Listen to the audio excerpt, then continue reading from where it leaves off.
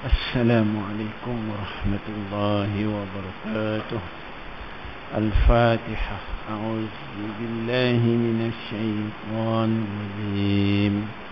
بسم الله الرحمن الرحيم. الحمد لله رب العالمين الرحمن الرحيم مالك يوم الدين إياك نعبد وإياك نستعين اهدنا الصراط المستقيم صراط الذين أنعمت عليهم غير المغضوب عليهم ولا الضالين آمين. بسم الله الرحمن الرحيم. الحمد لله في الأولى والآخرة له الحكم وإليه ترجعون. أشهد أن لا إله إلا الله وأشهد أن محمدا عبده ورسوله إمام المتقين قائد الدعاء في المجاهدين خاتم النبيين وسيد المرسلين صلوات الله وسلامه عليه وعلى آله وصحبه أجمعين. أيها الناس اتقوا الله أوصيكم وإياي بتقوى الله فقد فاز المتقون وتزودوا فإن خير الزاد تقوى. أما بعد لله تعالى. Yang saya hormati Tuan Imam, tuan-tuan, muslimin, muslimat rahimakumullah, mudah-mudahan dirahmati Allah. Bersyukur kehadrat Allah Subhanahu wa taala kerana dengan limpah dan kurnianya dapatlah sama-sama kita berada dalam rumah Allah. Sama-sama juga kita berada dalam majlis ilmu. Mudah-mudahan Allah Subhanahu wa taala menerima amalan ketaatan kita. Mudah-mudahan Allah Subhanahu wa taala menurunkan barakah dalam majlis kita, majlis ilmu, memberikan kita kekuatan pertambahan ilmu pengetahuan untuk memahami ma'alim Islam dan seterusnya beramal dengan tuntunan Islam. Amin ya rabbal alamin. Jadi tuan-tuan, wa tazawwadu fa inna khairaz zadi taqwa. Berbekal-bekallah, ya. Maka sesungguhnya sebaik-baik bekalan itu adalah takwa.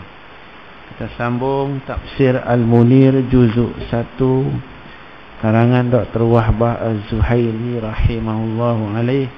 Kita sampai pada muka surat 218. Okay. Yang bawah tu. Jadi kita baca ayat dia. Bismillahirrahmanirrahim. وَإِذْ أَخَذْنَا مِيثَاقَ بَنِي إِسْرَائِيلَ لَا تَعْبُدُونَ إِلَّا اللَّهَ وَبِالْوَالِدَيْنِ إِحْسَانًا وَذِي الْقُرْبَى وَالْيَتَامَى وَالْمَسَاكِينِ وَقُولُوا لِلنَّاسِ حُسْنًا وَأَقِيمُوا الصَّلَاةَ وَآتُوا الزَّكَاةَ ثُمَّ تَوَلَّيْتُمْ إِلَّا قَلِيلًا مِنْكُمْ وَأَنْتُمْ مُعْرِضُونَ. Sadaqallahul azim.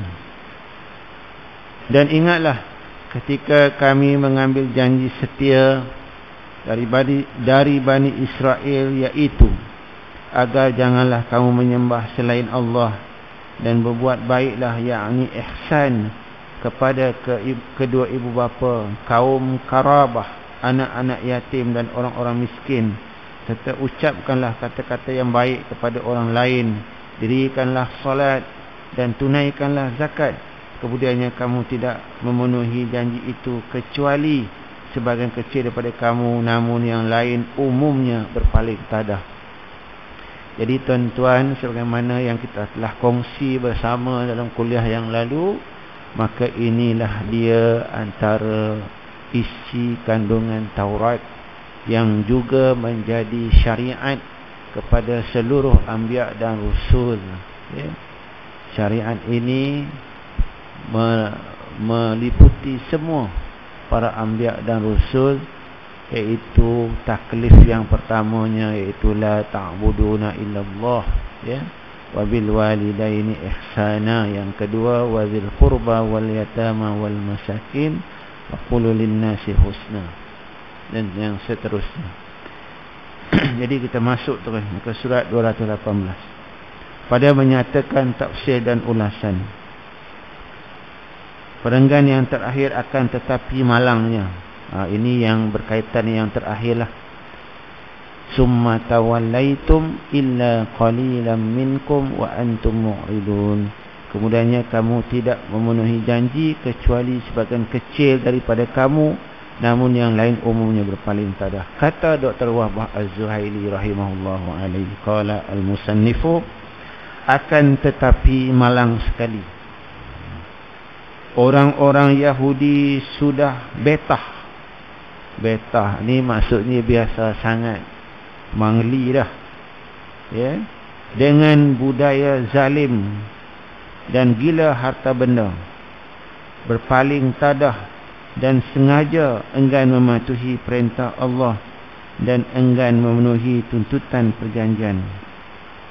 Orang-orang Yahudi secara khususnya, ya, orang-orang Yahudi, kerana ayat ini berkaitan dengan isi kandungan Taurat secara khusus, secara umumnya juga untuk kita, kerana ia juga menjadi syariat kita, memberitahu bahawa orang-orang Yahudi itu telah biasa dengan kezaliman sehingga mereka ini berpaling tadah, enggan mematuhi perintah Allah Subhanahu wa taala, melanggar perjanjian Allah Subhanahu wa taala. Orang Yahudi, ya, yang kalau dinisbahkan kepada zaman Nabi Muhammad sallallahu alaihi wasallam, ya, adalah orang Yahudi Aus, orang Yahudi daripada Bani Quraizah, Bani Qainuqa, Bani Nadir, Bani Mustalib, ya, pada ketika itu di Madinah, ya. Datuk nenek moyang mereka, ya, pada zaman Nabi Musa, terutamanya ketika itu adanya Taurat, telah menunjukkan tanda-tanda sukakan kezaliman. Kezaliman di sini maksudnya dia meletakkan sesuatu tidak pada tempatnya. Sepatutnya orang-orang Yahudi itu beramal dengan tuntutan Taurat, ya. Sepatutnya orang-orang Yahudi itu menyokong orang Yahudi yang berada zaman Nabi sallallahu alaihi wasallam, walaupun pada masa itu telah pun diselewengkan kitabnya, tetapi ajarannya masih ada dalam hati budi mereka, kerana mereka menerima pengajaran tersebut.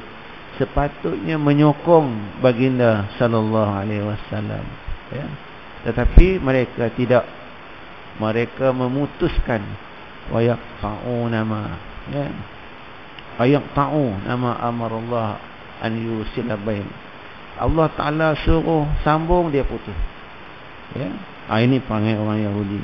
Mereka memusuhi Nabi, melanggar perjanjian, ya. Di Madinah, ya, Nabi SAW di Yasrib, ya, orang-orang Yahudi melanggar piagam Madinah, ya. Kalau kita lihat dalam sejarah, orang Yahudi pertama yang melanggar perjanjian Madinah ini adalah daripada Bani Qainuqa, Bani Qainuqa, kemudiannya Bani Nadir, kemudiannya Bani Quraizah, dan kemudiannya mereka lari ke satu tempat, ya, yang kemudiannya mereka diusir, ya, daripada kota Madinah. Bani Qainuqa, ya, mereka telah pun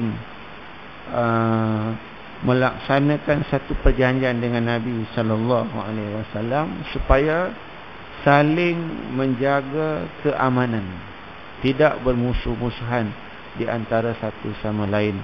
Apabila Nabi sallallahu alaihi wasallam berjaya dalam peperangan Badar, ya, menaikkan lagi kemarahan Bani Qainuqa, sehingga ada di antara mereka memperkecil-kecilkan kejayaan Rasulullah sallallahu alaihi wasallam, Rasulullah sallallahu alaihi wasallam terus melaksanakan dakwah seperti biasa. Diceritakan orang-orang Yahudi ketika Nabi sallallahu alaihi wasallam menyampaikan dakwah kepada mereka, mereka perli Rasulullah sallallahu alaihi wasallam atas kemenangan yang berlaku dalam peperangan Badar. Ini orang Yahudi. Dia perli. Dia kata bolehlah lawan dengan orang yang tak pandai perang. Cuba lawan dengan kami. Cuba lawan dengan kami. Pernikahan ni. Kami ni barulah tahulah manusia yang mana di atas muka bumi ini cabarannya. Jadi Rasulullah sallallahu alaihi wasallam terus menyampaikan dakwah seperti biasa. Sehingga satu ketikanya orang Yahudi itu dia buat lagi gangguan dengan diceritakan dia menarik tudung satu muslimat yang berada di pasar orang Kainuka pada ketika itu, sehingga tersingkap nampak muka dia dan terlungkup tudung dia. Ketika itu dia menjerit, datanglah seorang Islam, seorang mukmin bantu, dan kemudiannya mati orang Yahudi itu, dan kemudiannya dia bunuh pula orang Muslim itu. Ini Bani Kainuka. Dan Nabi sallallahu alaihi wasallam daripada peristiwa itu telah bertindak mengusir, memberi amaran supaya keluar daripada kota Madinah. Dia melanggar perjanjian. Sepatutnya dia menjadi pedamai, hidup dalam keadaan tenteram. Kemudiannya mereka diusir dan dikepung selama lebih kurang 15 hari, diusir daripada Madinah. Bani Kainuka ini berada dalam dakhil kota Madinah, kota Yathrib pada ketika itu. Ini jenis yang tidak mematuhi undang-undang ataupun perjanjian yang telah ditetapkan. Enggan mematuhi tuntutan perjanjian. Generasi mutaakhir, mereka juga engkar untuk mematuhi Taurat. Sama seperti golongan silam. Sama aja. Hanya sebilangan kecil daripada mereka seperti Abdullah bin Salam boleh kira. Kalau dalam catatan sejarah, ulama akan menyebut nama-nama ni. Abdullah bin Salam yang paling utama lah. Lepas tu Abdullah bin Surya, Ka'ab bin Ahbar, satu lagi Ka'ab bin Ashraf ni orang yang memusuhi Nabi sallallahu alaihi wasallam, Yahudi juga. Ka'ab bin Ahbar dia membela Nabi sallallahu alaihi wasallam. Disebut di sini Abdullah bin Salam. Diceritakan Abdullah bin Salam ni, satu ketika beliau berada di hadiqah, di satu ladang mazra'ah, mazra'atun nahli, bersama dengan ammatuhu, dengan mak saudara belah bapa dia, Khalidah binti Al-Kharis. Tiba-tiba dia dengar, dia dapat berita akan hijrahnya Nabi sallallahu alaihi wasallam ke bumi Yathrib, dan beliau pergi meluru dengar, dan kemudiannya mereka pada ketika itu berhimpun mendengar pesanan Nabi sallallahu alaihi wasallam. Pesanan pertama Nabi sallallahu alaihi wasallam disebut banyak dalam hadis sahih Bukhari Muslim. Dia kata, ayuhan nas, wahai sekalian manusia, ifsus salam, sebarkanlah kesejahteraan, assalam, wa at'imu ta'am, dan berilah makanan, wasilu arham, hubunglah silaturahim antara kamu, wasallu bil lail, salatlah pada waktu malam, sedangkan manusia pada ketika itu tidur, wan nasun niyam tadkhulul jannah, kamu akan masuk syurga. Abdullah bin Salam dengar pada masa itu, dia berlari menuju ke kaum dia, orang Yahudi. Dia kata, wallah disebutkan haza huwa an-nabi allazi akhbara bihi, yang diceritakan oleh oleh Musa dan Isa alaihi wassalatu wassalam. Benar ni kata dia ni. Dia tak ittabi'u, ikutlah dia. Haza nabi. Ya. Dan kemudian dia bertambah, dia kata anna haza al-wajhu wajhu sadiq. Muka dia nampak muka betul-betul sadiq, membenarkan kalam Allah Subhanahu wa taala. Laisa biwajhin asaril kazib, tak ada langsung nak tampak pendustaan pada Nabi sallallahu alaihi wasallam. Wa huwa al-alim bid-din al-khaybar, sangat tahu dengan agama yang kita dahulu bersama dengan datuk nenek kita dulu yang bersama dengan Nabi Musa alaihi salam, bit-Taurat wa ta'alim anbiya, di anna Taurat taqul, kerana Taurat ada menyebut, kata Abdullah bin Salam, dia kata kalamuhu ahsan, kalam dia, kata-kata dia ada kata-kata yang baik. Al-kalam wa innahu Muhammad al-azim, dialah Muhammad sallallahu alaihi wasallam, Muhammad yang agung. Itu Abdullah bin Salam, ya. Dan beberapa nama antaranya Ka'ab bin Akhbar, ya, yang sentiasa bersama dengan Rasulullah sallallahu alaihi wasallam sehingga beliau syahid di medan perang, ya. Dan selainnya mempunyai pemikiran yang terbuka, positif dalam menilai sesuatu kebaikan. Kalau sekiranya mereka ini berfikiran terbuka, sudah tentulah mereka menerima dakwah Nabi sallallahu alaihi wasallam. Sebab itu kita lihat, saya ceritakan tuan-tuan, kita kongsi bersama dulu, sebelum Nabi berhijrah ke Madinah, ada seorang Yahudi yang bernama Ibnu Hayyiban terlebih dahulu berhijrah ke kota Yasrib kerana yakin akan ajaran Taurat dan Injil yang Nabi akan berhijrah ke kota Yasrib, ya. Nama dia Ibnu Hayyiban, ya. Dan pernah satu ketika diceritakan berkenaan dengan Ibnu Hayyiban ni, ya, dia kata pasal apa? Orang tanya pada Ibnu Hayyiban ni, pasal apa yang kamu berhijrah ke kota Yasrib ini, pindah ke kota Yasrib ni terlebih dahulu? Maka berkatalah Abdullah Ibnu Hayyiban, dia kata, wallahi, demi Allah, ma akhrajani illa, tidaklah ada yang menyebabkan aku keluar daripada bumi ini menuju ke Yasrib, ya, illa an-nabi allazi sayub'asu fi hadhil bilad, melainkan dikabarkan bahawa seorang nabi akan berhijrah ke negeri ini, ke kota Yasrib. Yuhajiru ila hadhil qaryah, dia akan berhijrah ke sini.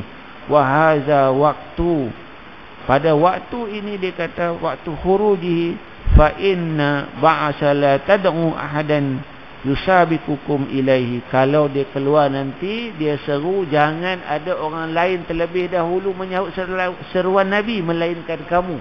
Pesan kepada orang-orang dia bila ditanya kepada Ibnu Hayyiban tadi, begitu yakin dengan ajaran Taurat dan Injil, ya.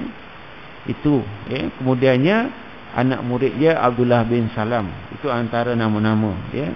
Kalau menggunakan fikiran yang terbuka dan positif dalam menilai sesuatu kebaikan, kelompok kecil ini sahaja yang mempertahankan kebenaran berasaskan keupayaan dan kemampuan yang mereka miliki. Namun kewujudan satu kelompok kecil yang beramal soleh dalam satu umat tidak dapat menghalang bala bencana yang diturunkan Allah apabila kemaksiatan, kejahatan semakin galak dan berleluasa.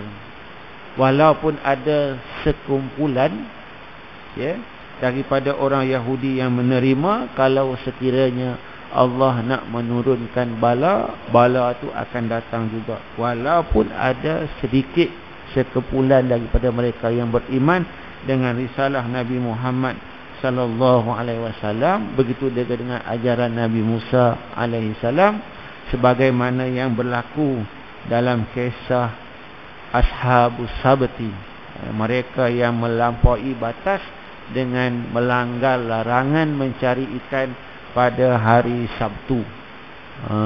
Ya, diberitakan pada saya ceritakan dalam kuliah yang lalu berkenaan dengan nasib mereka, akhir mereka. Mereka ini menerima murkaan Allah Subhanahu wa taala, dan di kalangan mereka ada yang menjadi babi dan menjadi kera-kera yang hina. Ya. Wa ja'ala minhumul qiradata wal hanazira. Ya. Dijadikan kepada di kalangan mereka itu menjadi babi dan menjadi kera-kera kerana melanggar larangan menangkap ikan pada hari Sabtu. Ya.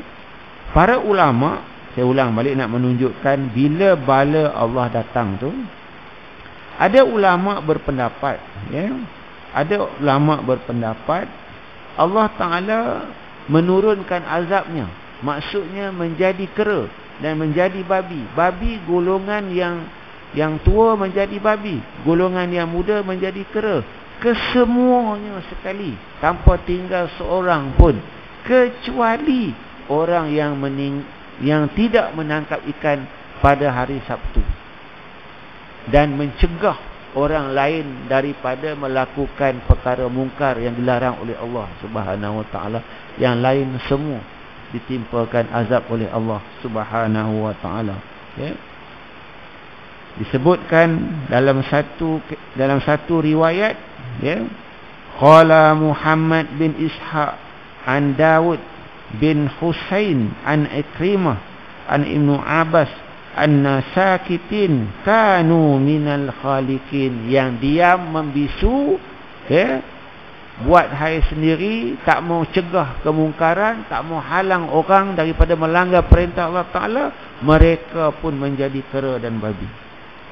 Ini apabila datang azab Allah Subhanahu wa Ta'ala. Kemudiannya Dr. Wahbah Az-Zuhaili bawa satu ayat Al-Quran daripada surah Al-Anfal, wattaqu fitnatan la tusibannal ladzina zalamu minkum khassah, dan peliharalah dirimu daripada siksaan yang tidak hanya menimpa orang-orang yang zalim sahaja di antara kamu, semua kena.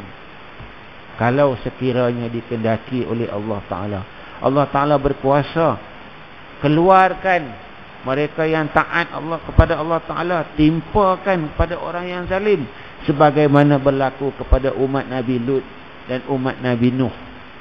Mereka yang bersama dengan Nabi Lut dikeluarkan daripada qaryah Nabi Lut, kota Sadum, yang lain diterbalikkan buminya.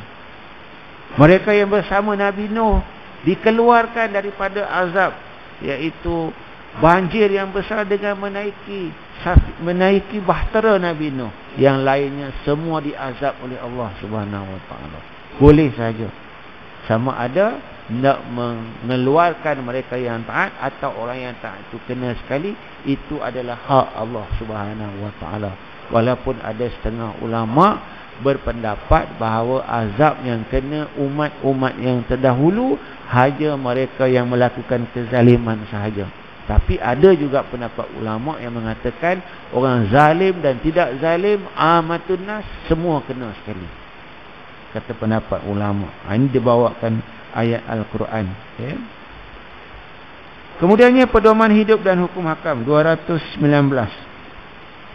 Perkara yang diperintahkan oleh Allah kepada Bani Israel seperti yang dinyatakan dalam ayat di atas sebenarnya juga merupakan satu arahan yang menyeluruh kepada seluruh makhluk. Semua. Apatah lagi ayat sebelum ni, surah Al-Baqarah juga ayat 21. Ya ayuhan nas u'budu rabbakumul ladzi khalaqakum wallazina min qablikum la'allakum tattaqun. Ayat 21 sebelum ni. Wahai sekalian manusia, letaklah ta'abud, sembahlah kepada Allah. U'budu rabbakum, Tuhan kamu, allazi khalaqakum, yang menjadikan kamu dan menjadikan orang yang sebelum kamu. Perintah Allah Ta'ala ini, kata ulama, taklifnya amatun nas, kena kepada semua manusia di atas muka bumi ini. Semua kena. Tidak ada yang kecuali, semua kena. Tetapi manusia itu tidak taat akan perintah Allah Subhanahu wa taala. Letak ubudiyahnya hanya kepada Allah Taala. Ya. Allah Taala lah disembah, ya. Allah Ta'ala lah yang kita letakkan segala doa dan munajat, tidak kepada para berhala al-asnam. Tetapi umat manusia tidak meletakkan kepada Allah Subhanahu wa Ta'ala akan ta'abudnya. Jadi satu arahan yang menyeluruh kepada seluruh makhluk. Atas dasar itulah mereka dicipta. Manusia dicipta memang sebenarnya untuk meletakkan ta'abud kepada Allah. Banyak kali kalau ceramah aja ustaz tu dia akan baca aja, wa ma khalaqtul jin wal ins illa liya'budun. Dan tidaklah aku ini, kata Allah Ta'ala, jadikan jin dan manusia melainkan untuk sembah Allah Subhanahu wa Ta'ala. Itu saja. Diciptakan itu agar mereka membentuk pola hidup keagamaan serta moral dan sistem sosial yang adil. Kerana Allah Ta'ala letakkan taklif ini, perintah yang pertama ini, kerana dalam diri manusia sememangnya ada fitratu tauhid, kata ulama. Ada gharizah, memang ada dalam diri manusia ni keinginan untuk beragama, keinginan untuk tauhidkan Allah Subhanahu wa Ta'ala. Jauh lagi pada ulama sampai ke tahap tu. Jadi Allah Ta'ala raikan fitrahnya sembah Allah Ta'ala saja. Ramailah pendapat ulama bawa ayat Al-Quran, fitratullah fataran nas la tabdilah, macam-macam lah ayat Al-Quran, ya. Semua manusia itu kullu maulid yulad 'alal fitrah, semua yang lahir ini adalah berada atas fitrah. Fitrahnya apa? Fitrah beragama. Itu yang dikatakan tu. Pertama, hablun minallah, Allah Ta'ala raikan, serta moral dan sistem sosial yang adil. Bila ada hablun minallah, ada pula hablun minannas.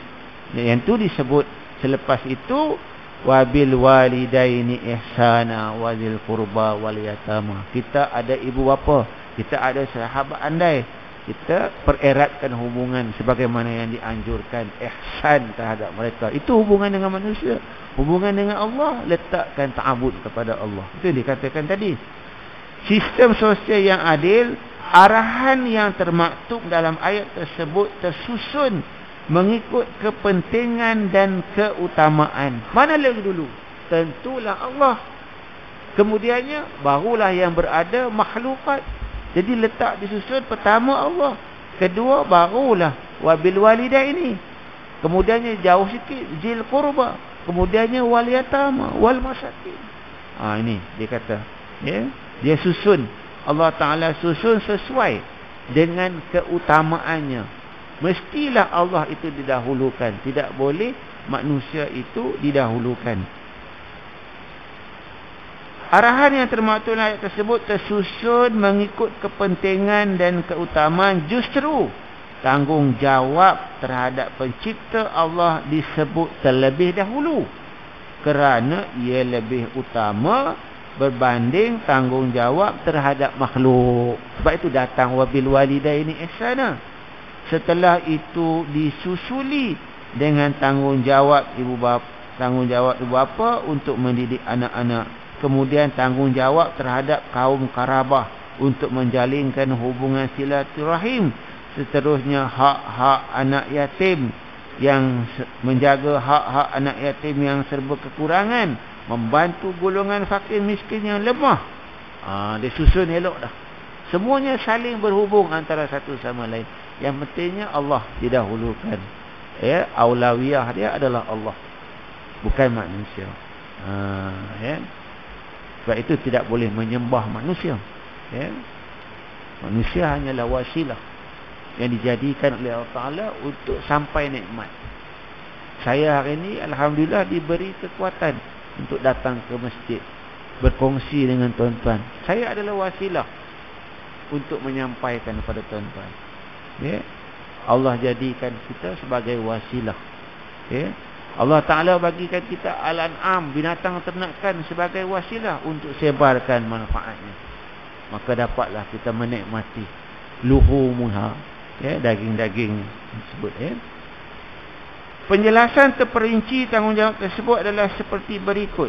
Pertama, pengabdian diri yang mutlak kepada Allah sahaja tanpa menyengutukannya. Tidak boleh langsung syirik.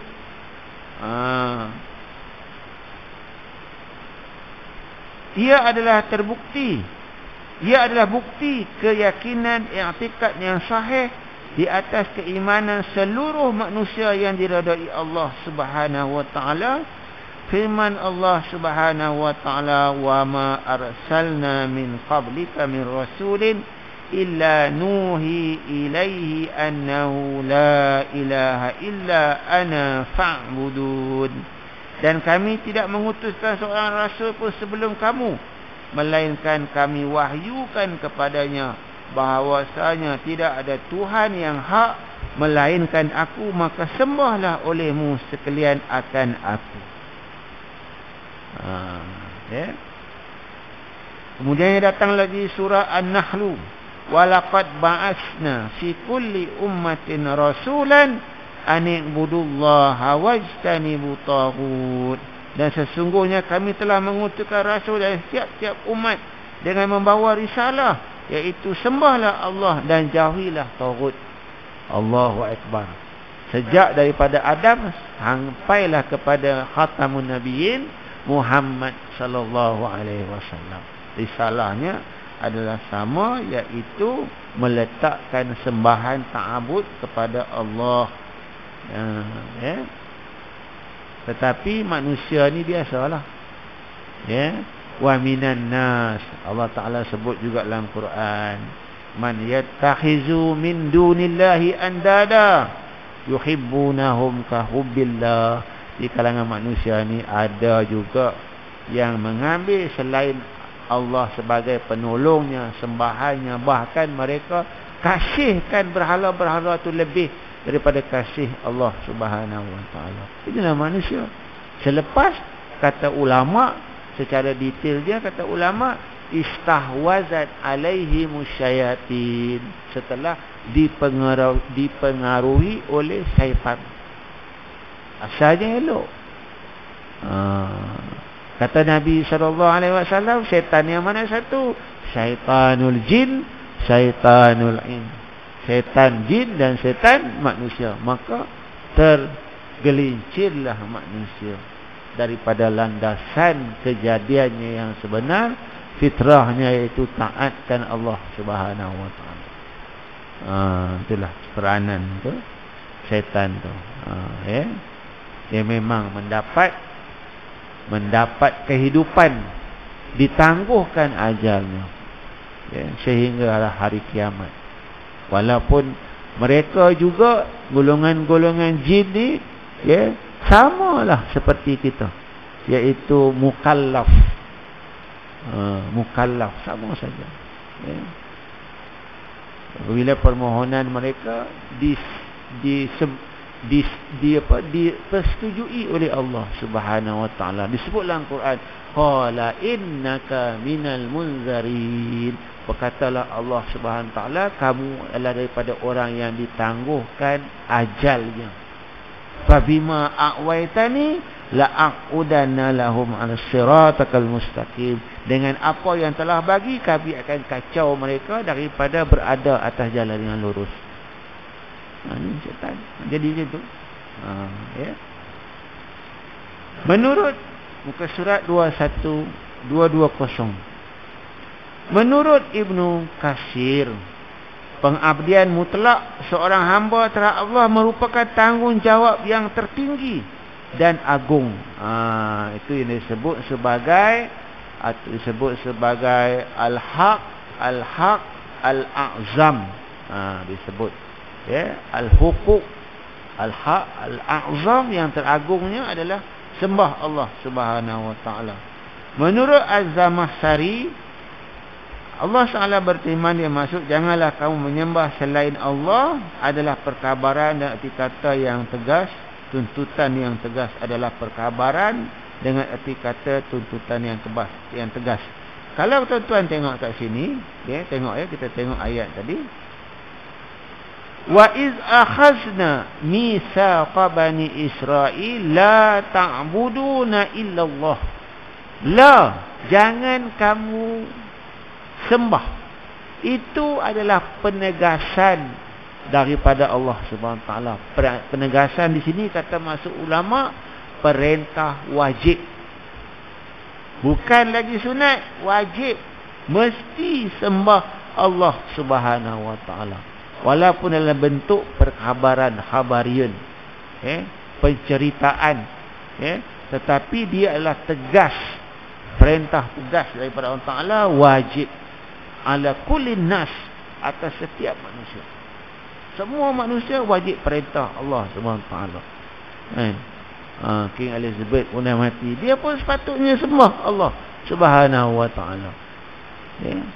Bukan sembah al-musallas daripada Christianity dia tu, tak betul. Semua tu semua istahwazan alaihi musyayatin, setan berjaya menguasai mereka. Sepatutnya macam tu. Sepatutnya dia tidak kufur kepada Allah.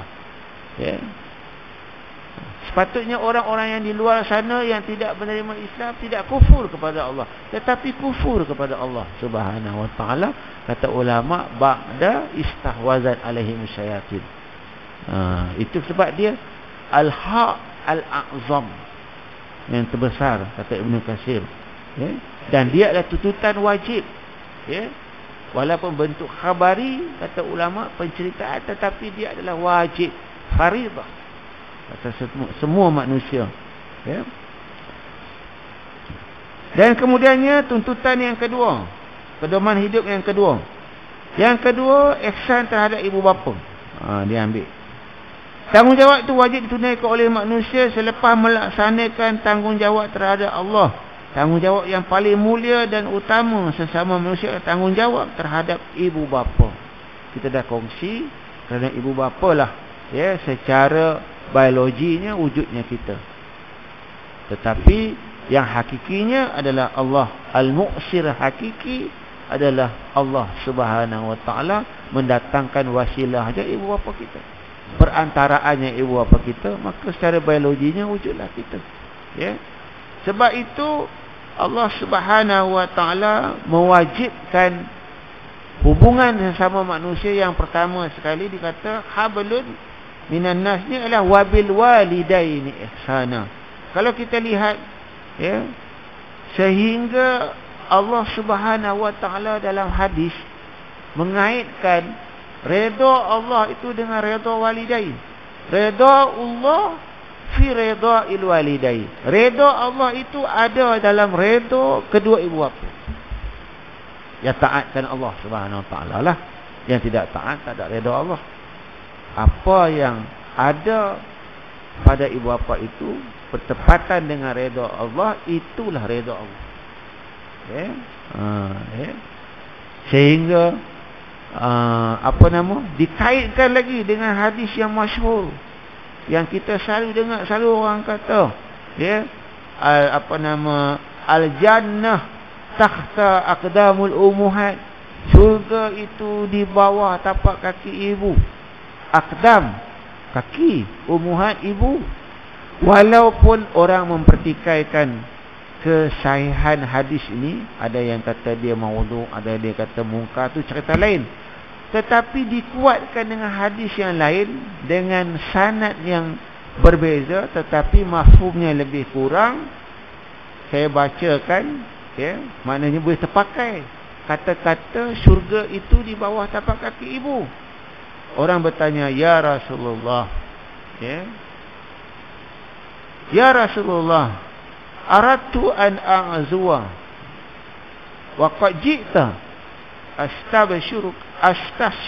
astashiruka hal laka min qala na'am, qala fa'alzimha fa innal jannata tahta rijliha. Hadis ni hadis hasan. Ya Rasulullah, ada orang berjumpa Rasulullah, sahabat berjumpa Nabi. Aratu an aghzuwa, aku ni kalau boleh nak pergi ke medan perang. Ghazwah, peperangan menentang orang-orang kafir. Waqad ji'ta astashiruka, aku datang ke sini untuk mendapat nasihat dan pandangan engkau akan hasratku ini. Maka berkatalah Rasulullah kepada sahabat tersebut, halaka min ummin, kamu ni ada lagi ibu tak? Maka jawab sahabat tadi, qala na'am. Maka berkatalah Rasulullah, fa'alzimha, hendaklah kamu bersama, ya, berbuat baik kepada ibu kamu, fa innal jannah tahta rijliha, surga itu bawah kaki dia. Samalah tadi, boleh pakai, ya. Cuma kena dipanjangkan pentafsirannya. Yang dimaksudkan bawah kaki ibu tu adalah ridahunna, kata ulama, redanya, at-tawaddu' lahunna, ya, at-tazallul lahunna, kata ulama, reda dia, tawaddu', berendah diri dengan ibu bapa, dan ya, tidak tazallul, besar diri dengan mak, kata ulama. Jadi hadis ini boleh pakai, walaupun ada yang pertikaikan akan kebenarannya. Ada yang kata hadis ni mungkar, kami dia cakap banyak tuan-tuan, ya, hadis-hadis yang macam ni orang pertikaikan, tapi boleh pakai, bukan tak boleh pakai, kerana dia hasan, kata ulama, ya. Ibu bapa, sebentar sikit lagi. Oleh itu Allah SWT meletakkan tanggungjawab seiring dengan tanggungjawab mentauhidkannya. Ia berasaskan pembentukan manusia yang pertama adalah bermula daripada Allah Subhanahu Wa Taala, Al-Mu'sir, Al-Hakiki Allah. Manakala pembentukan manusia yang kedua, tarbiyah, pendidikan, jaga anak-anak, bermula dengan peranan ibu bapa.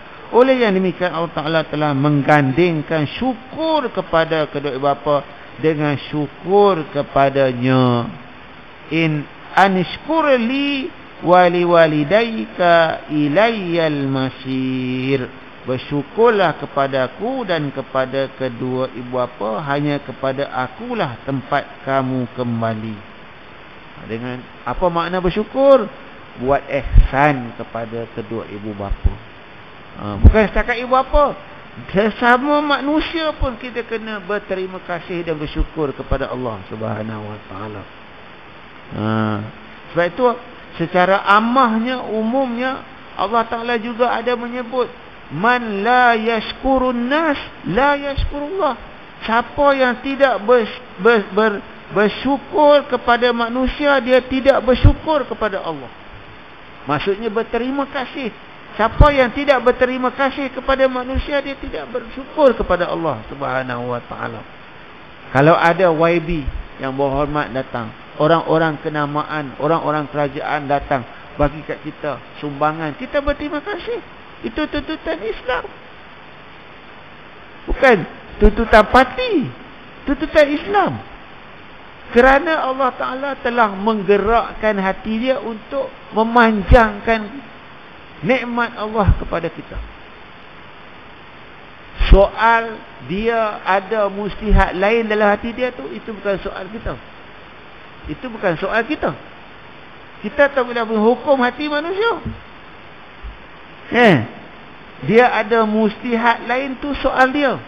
Tetapi zahirnya, amahnya, umumnya, ikat man la yashkurun nas la yashkurullah. Itu saja. Oh yang ni dia ni yang ni parti ni kan macam tu. Siapa saja. Kalau orang faham tasawur Islam yang sebenar, tak ada masalah. Allah Ta'ala kait, apatah lagi ibu bapa. Apatah lagi maksudnya lebih-lebih lagi lah ibu bapa, sehingga pada ayat yang saya bacakan tadi, anishkurli wali walidayka ilayyal masir. Allahu Akbar. Kalau kita faham tasawuf dia, ya.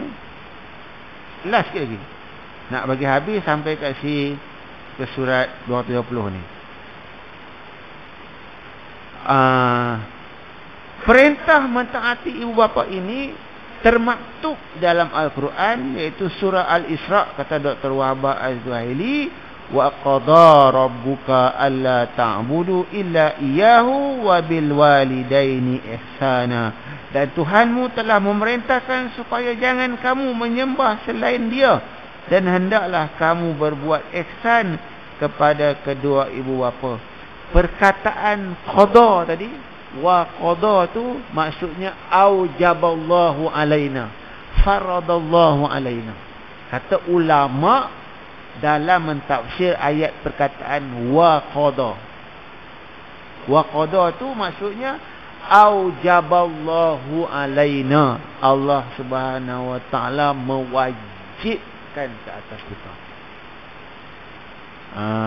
Wa qada rabbuka, dan kemudian sebab itu dihukum sebagai hukumannya berdosa besar, bukan berdosa kecil. Dosa besar, walaupun tak ada hukuman tertentu saya kata, tetapi boleh diambil tindakan. Kalau dalam kitab Taurat, derhaka ibu bapa hukumnya adalah bunuh. Tengok. Jadi dalam syariat kita boleh dikenakan hukum ta'zir, hukum dendaan. Baru-baru ni di Terengganu buat. Satu orang ni, satu anak muda, umur saya baca dalam internet lah, dia tak semayang Jumaat, pergi ke pusat peranginan, tak semayang Jumaat, kan? Kejana pun ada, kan? Hari Jumaat tak semayang Jumaat, ditangkap oleh pejabat agama dan dikenakan hukuman. Hukumannya denda dan penjara kalau tak mampu bayar denda. Apakah dia hukuman Islam? Ya, dia hukuman Islam. Kategorinya ta'zir. Itulah. Kategorinya ta'zir. Ta'zir. Dia tak ada ketetapan. Hakim yang memutuskan, qadi yang memutuskan. Itulah syariat Islam. Dia ada hudud, ta'zir dan qisas. Itu ta'zir sama lah ni. Jadi insyaAllah tuan-tuan, saya minta maaf saya makan masa sikit.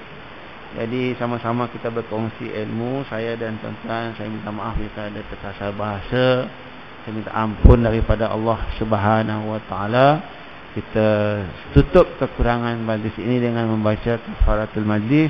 Subhanakallah bihamdih, subhanakallah wa bihamdika, asyhadu an la ilaha illa anta, astaghfiruka wa atubu ilaik.